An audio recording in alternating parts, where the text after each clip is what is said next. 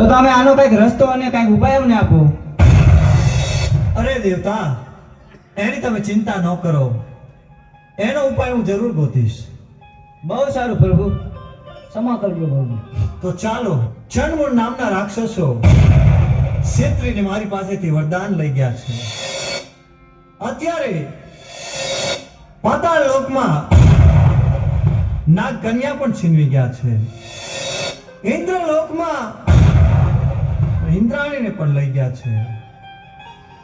તારો એક ઉપાય છે કે મેરુ પર્વત ઉપર જમણા પગના અંગૂઠે આદ્યા શક્તિ તપ કર્યા છે. કદાચ ચણમૂળને ત્યાં મોકલું તો જ એનો વર્ધ થાય. તો ચાલો નારદને યાદ કરું.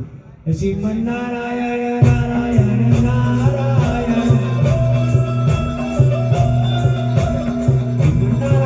નારાયણ નારાયણ.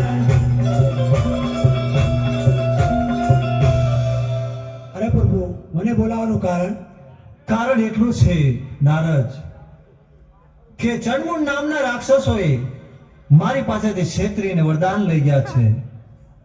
દેવ દાનવ કે માનવ એને કોઈ મારી શકે એવું નથી.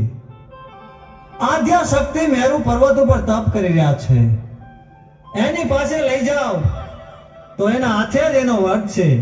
તો તમે જઈ ચણમૂળ નામના રાક્ષસો દેવીઓને હેરાન કરે છે એને સીધા જ મેરુ પર્વત ઉપર લઈ જાઓ અને આદ્યા શક્તિ પાસે મોકલો.